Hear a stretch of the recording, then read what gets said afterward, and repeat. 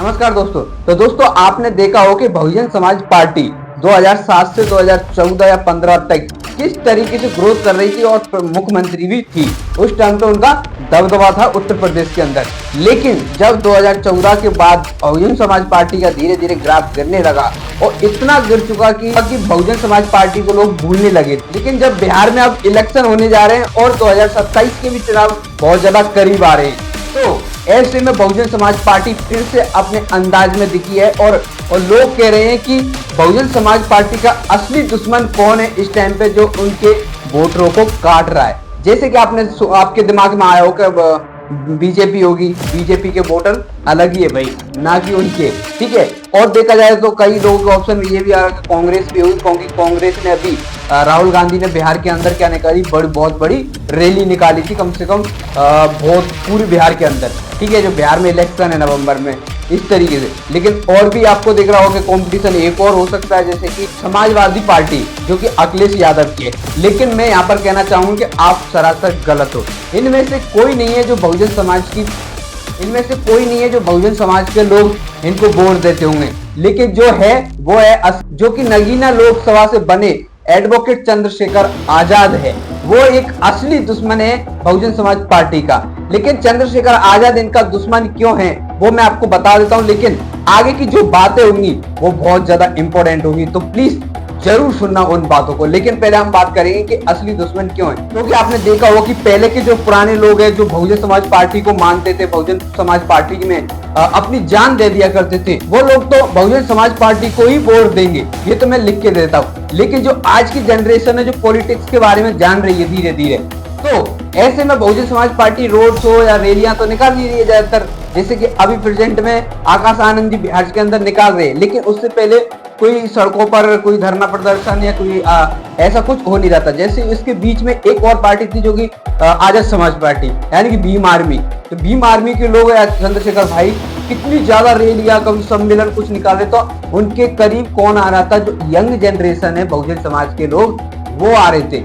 और ऐसे भी लोग आ रहे थे जिनको बहुजन समाज में जगह नहीं मिल पा रही, तो उनको एक नया अवसर मिल गया बड़ा ओहदा पाने के लिए आजाद समाज पार्टी। तो बड़ा ओहदा, इस एग्जांपल को मैं आपको आगे समझाऊंगा बड़ा ओहदा कैसे मिला और किसको मिला है। क्योंकि अभी एक प्रत्याशी थी को बिहार के अंदर उतारना था, लेकिन किसी और को उतार दिया, तो उसने सोचा अब मुझे यहाँ पर मौका मिलने वाला नहीं है, तो मैं आजाद समाज पार्टी में जाऊंगी, और गई भी और टॉप पर बैठ। वो सब कुछ मैं आपको बताऊंगा। जैसा कि बहुजन समाज पार्टी का कंपटीशन किसी और से नहीं बल्कि चंद्रशेखर आजाद के सामने है, और चंद्रशेखर का जो कंपटीशन है वो बहुजन समाज पार्टी आकाश आनंद है। ऐसे में आपने देखा हो कि अभी एक डेट फिक्स हुई है जो कि 9 अक्टूबर की, जिसमें मान्यवर काशीराम साहब का परिनिर्वाण दिवस बनाया जाएगा।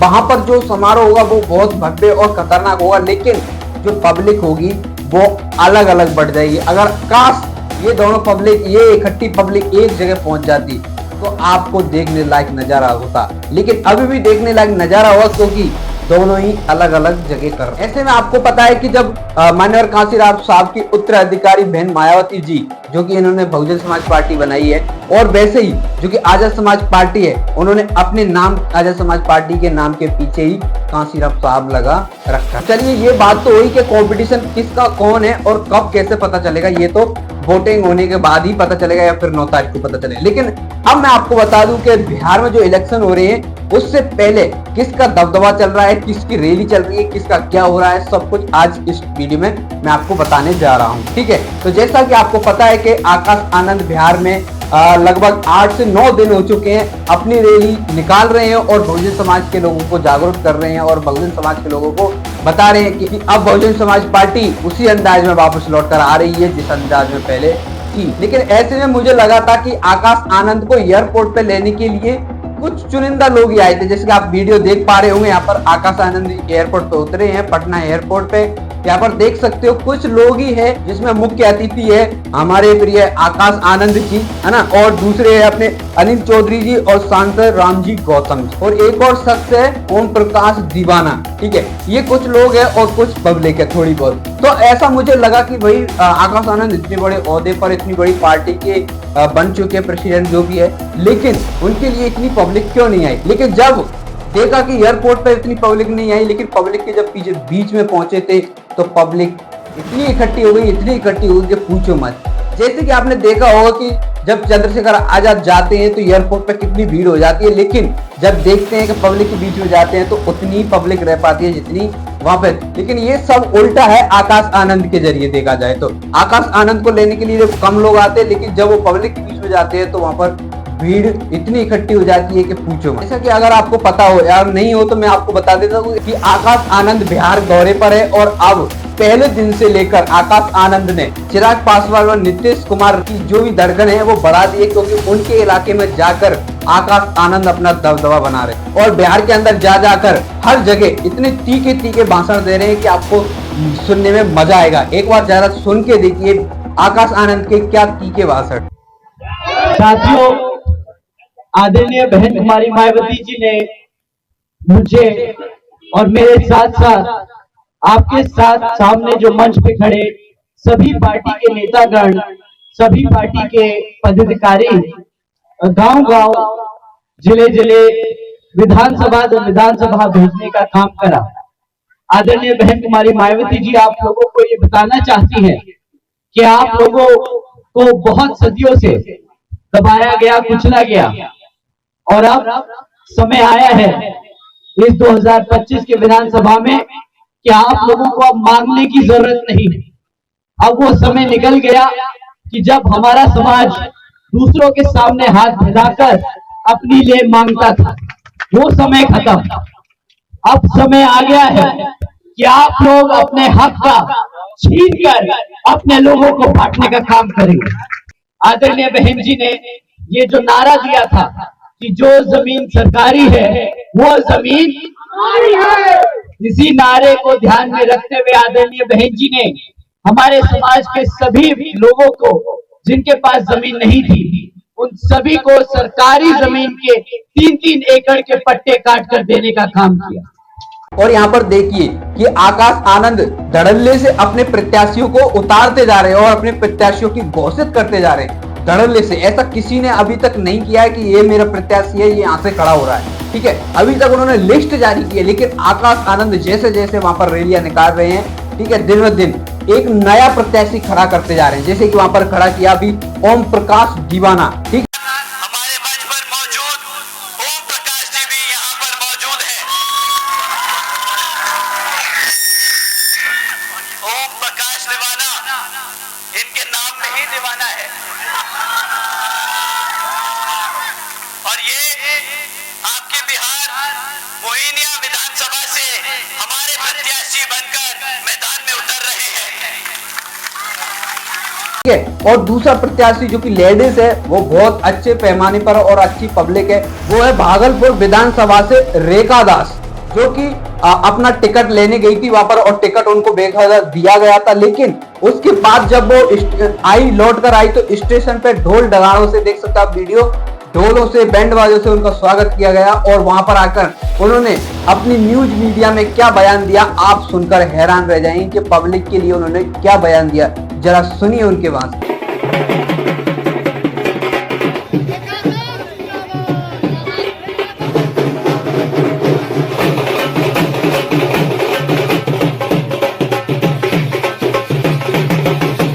यही है कि सबके साथ चल सकूं, सबका विकास कर सकूं। जो स्थानीय लोकल मुद्दा जो सालों से सब लोग परेशान है, जो आज तक सॉल्व नहीं हो पाई, वही मेरी मुद्दा है। जी, पार्टी ने टिकट दिया। क्या कीजिएगा भागलपुर वासियों के लिए? भागलपुर के वासियों के लिए मैं जितना हो सकेगा उतना मैं पूरी समर्पित रहूंगी और 100% अपने तरफ से उनको दूंगी। मैं आपके नजर में क्या क्या काम नहीं हुआ? जो ओपन नाला है ये सब नहीं हुआ, शिक्षा है, ये सब चीजें हैं, एजुकेशन है, रोजगार है और उन लोगों को आज तक अधिकार हक नहीं दिया गया है। टाइम पे जो चीजें नहीं मिल पाती, स्कूल में बच्चों की अच्छी एजुकेशन नहीं हो रही है, जो व्यवस्था ठीक से नहीं हो रही है, जो लोकल मुद्दा है मेन चीजें वो होनी चाहिए। अब मैं तो पूरी कोशिश कर रही हूँ 100% और मुझे पूरी उम्मीद है कि जो मेरे चाहने वाले हैं और पूरी जनता, सभी वर्ग के लोग मुझे वोट देंगे और मुझे पूरी तरह सपोर्ट करेंगे। एक बार मुझे मौका दें, एक बार मौका दे के देखें और मैं उनकी उम्मीदों पे खरी उतरूंगी पूरी तरह से। लेकिन एक बात तो तय है कि बहुजन समाज पार्टी व बहन कुमारी मायावती के निर्देश में आकाश आनंद ऐसी धड़ल्ले से अपने प्रत्याशी उतारते चले गए तो यहाँ पर चंद्रशेखर आजाद की धड़कनें बढ़ जाएंगी, कंपटीशन बढ़ जाएगा उनके लिए बहुत ज्यादा। क्योंकि आपको पता है कि बहुजन समाज पार्टी बिहार के अंदर पूरे 243 सीटों पे उतरने का फैसला कर चुकी है, किसी के साथ गठबंधन भी नहीं किया है। और यहाँ पर देखा जाए तो चंद्रशेखर आजाद ने पहले 40 सीटों पर उतरने का फैसला किया था, लेकिन उसके बाद उनको लगा कि नहीं, हमें ये कम सीट पड़ेंगी, हमें और ज्यादा सीट लड़नी चाहिए, और प्रत्याशी खोजना शुरू किए और प्रत्याशी मिल भी गए तो फिर उन्होंने 100 सीट का ऐलान कर दिया और चंद्रशेखर आजाद भी बिहार के अंदर पूरे 100 सीटों पर लड़ने का ऐलान कर दिया और 100 सीटों पर धड़ल्ले से काम कर रहे हैं। लेकिन मैं आपको बता दूं कि इस चुनावी माहौल के अंदर पब्लिक तो अपनी इकट्ठी हो ही रही है और जो पार्टियां हैं वो संगठन है वो अपनी अपनी जगह धड़ल्ले से काम करते आ रहे हैं। लेकिन जब बात आएगी वोटिंग की तो आपको पता है कि वोटिंग दोनों ही जो बहुजन समाज के लोग हैं वो किसी और जगह तो नहीं देते, लेकिन अपने ही लोगों को देते हैं, तो वो जो लोग होंगे वो 2 जगह बट जाएंगे। लेकिन आपने अभी सुना होगा कि एक मैंने एक वीडियो बनाई थी जो कि आपको आई बटन में मिल जाएगी, जाकर देख सकते हो। उस वीडियो में मैंने आपको बताया था कि इन दोनों पार्टियों को, इन दोनों संगठन को एकजुट करने का काम करेंगे। वो है हमारे बहुजन शायर अभिषेक कुमार जाटव, जिन्होंने ठान लिया कि 2027 तक मुझे बहुजन समाज पार्टी व आजाद समाज पार्टी यानी कि माननीय बहन कुमारी मायावती और माननीय एडवोकेट चंद्रशेखर भाई को एकजुट एक जगह लाकर खड़ा करना है, ताकि 2027 में अपनी सरकार एक मजबूती से बना सके। वैसे मैं कहना चाहूंगा कि मैं ये इस बयान को दोनों तरफ से देखना चाहूंगा, एक बहुजन समाज की तरफ से, एक आजाद समाज पार्टी की तरफ से, एक पब्लिक की तरफ से। ठीक है, तो ये पार्टियों की तरफ से एक तरफ देखे जाएंगे और पब्लिक की तरफ से एक देखा जाएगा। तो पब्लिक की तरफ से तो ऐसा लग रहा है कि इन दोनों पार्टी को इकट्ठा अगर कर पाएंगे तो बहुत अच्छी बात है। लेकिन पार्टियों की तरफ से देखा जाए तो वो सोच रहे हैं कि जो इंटरनेशनल पार्टी है तो ये तो कुछ भी छोटी मोटी पार्टी है, कभी आ जाती है कभी चली जाती है। और यहाँ तक कि बहन कुमारी मायावती ने अपने ट्वीट में उनको ट्रोल भी कर दिया है। ट्रोल जैसे कि डायरेक्टली तो नहीं कहा है, लेकिन इनडायरेक्टली चंद्रशेखर आजाद को बारिश का मेंढक कहा था। आपने अगर इंटरव्यू सुना होगा, देखा होगा, तो नहीं देखा तो आपको मैं बता रहा हूँ, जो कि एक अपने ट्वीट में कहा था कि मुझे इन चीज़ों से खतरा नहीं है, मतलब बीजेपी, कांग्रेस जो पार्टी है आदि, इनसे कोई खतरा नहीं है, लेकिन कुछ बारसी मेढक है, मुझे इनसे कोई दिक्कत नहीं। ये उन्होंने अपने ट्वीट में लिख के बताया और वो ट्वीट बहुत ज्यादा वायरल भी हुआ था और लोगों ने तरह तरह की बातें करके वीडियो भी बनाई। लेकिन मैं आपको बता दूं कि भीम आर्मी के लोगों का कहना है कि जिसका कोई नहीं होता उसका भाई चंद्रशेखर आजाद होते हैं। जैसे ये सीधा सीधा जो उदाहरण है वो सीधा सीधा फिट बैठता है। बिहार की मोहिना विधानसभा से लड़ने की तैयारी कर रही थी और 15 दिन के अंदर उन्हें 100 से ज्यादा BLO इकट्ठे कर लिए थे और अपनी तैयारी फुल तरीके से कर रही थी। वो थी मोहिना विधानसभा से कंगना जगन्नाथ, जो कि अपनी तैयारी बहुत तरीके से और बहुत अच्छे अंदाज में कर रही थी। लेकिन उन्होंने बताया अपने इंटरव्यू में, और जब देखा कि वो अपनी उस जगह से जो मोहिना विधानसभा है वहां से कंगना जगन्नाथ को ना खड़ा करके ओम प्रकाश को खड़ा किया था। जैसा कि मैंने आपको पहले ही बता दिया कि ओम प्रकाश दीवाना को वहां पर खड़ा कर दिया है, प्रत्याशी के रूप में उनको उतार दिया गया। तो वहां पर उनको जो उतारा गया उसी जगह से आती है मोहिना जो विधानसभा है, वहां से आती है कंगना जगन्नाथ। तो उन्होंने ऐसा क्या बयान दे दिया कि बहुजन समाज पार्टी के अंदर हलचल मच गई और आजाद समाज पार्टी के कुछ नेताओं ने आजाद समाज पार्टी में उनको मौका दिया और प्रत्याशी के रूप में लड़ाने का फैसला किया। जैसे कि आप देख सकते हो यहाँ पर कंगना जगन्नाथ ने क्या बयान दिया। मोहनिया विधानसभा प्रत्याशी हूँ, बसपा पार्टी से मैं चुनाव लड़ना चाहती थी। मुझे इंजीनियर रामजी गौतम सर ने, सांसद साहब ने यह आश्वासन दिया कि हम आपको चुनाव लड़वाएंगे, आप सबसे बेहतरीन काम करके दिखाइए। मैंने दिन रात 3 महीने लगातार मेहनत करके अपने आप को झुलसा करके मैंने जो है इस पार्टी के लिए काम किया और मैंने 15 दिन में 100 BLO बना के तैयार कर दिए। और इन दलालों ने अपनी जेब गर्म करने के लिए, अपने अकाउंट को भरने के लिए, इस बसपा पार्टी के दलालों ने मुझे जो है दरकिनार कर दिया। इन लोगों ने मुझे कहा कि आश्वासन दिया कि ये बहन जी से मुझे मिलवाएंगे। इन लोगों ने मुझे नहीं, चुपचाप रात में गाड़ी में ओम प्रकाश दीवाना जी को बैठा करके ये लोग लेकर चले गए लखनऊ में और बहन जी से मिलवा के ले आए जाकर के। इन लोगों ने एक बार भी नहीं कहा कि मोहनिया विधानसभा में एक महिला प्रत्याशी है। आकाश आनंद जी तो कुछ बात हुआ आपसे? जी, आकाश आनंद जी से मैंने बोला क्या मुझे 5 मिनट का मौका दीजिए, लेकिन इन्होंने भी मुझे 5 मिनट का मौका नहीं दिया। यहाँ पर कंगना जगन्नाथ का कहना है कि बहुजन समाज पार्टी के कुछ नेता ऐसे हैं जो अपनी अपनी जेब भरने में लगे हुए हैं, अपनी जेबें तैयार करने में लगे हुए हैं, अपनी जेबें गर्म करने के लिए लगे हुए हैं, जो कि मुझे ना उतार कर, मैंने इतनी ज्यादा तैयारी कर ली थी कि मुझे लगा था और उन्होंने मुझे दिलासा भी दे दिया था कि हम तुम्हें ही उतारेंगे यहाँ से। लेकिन जब ओम प्रकाश दीवाना को उतारा गया, यहाँ पर देख सकते हो कि आकाश आनंद जी ने स्टेज पर भाषण देते हुए और ओम प्रकाश दीवाना का स्वागत करते हुए यहाँ पर भाषण भी दिए और उनको बताया सब पब्लिक। हमारे मंच पर मौजूद ओम प्रकाश जी भी यहाँ पर मौजूद हैं। ओम प्रकाश दीवाना, इनके नाम में ही दीवाना है। और ये आपके बिहार मोहिनिया विधानसभा से हमारे प्रत्याशी बनकर मैदान में उतर रहे हैं।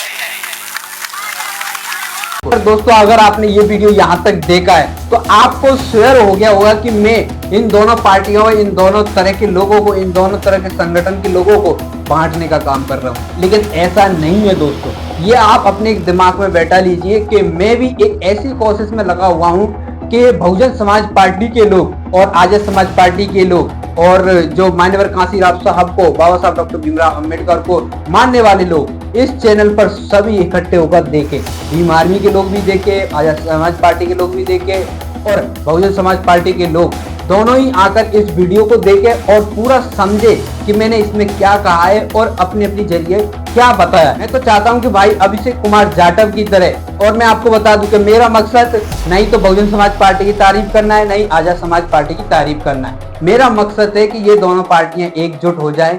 मेरा मकसद है कि ये दोनों एक ही मंच पे आकर लड़े।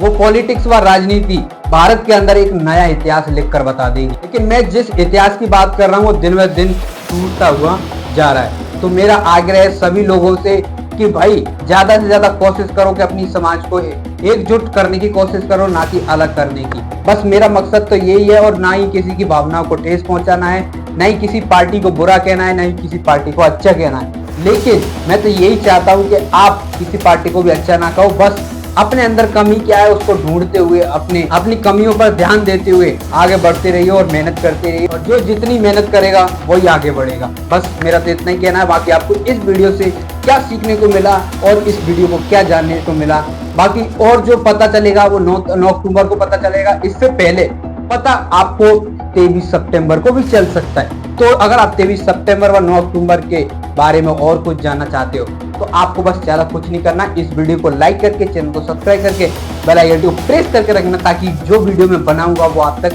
प्रॉपर तरीके से पहुंच पाएगी। तो चलिए आज की वीडियो को यहीं पर एंड करते हैं, मिलते हैं नेक्स्ट वीडियो में। जय हिंद।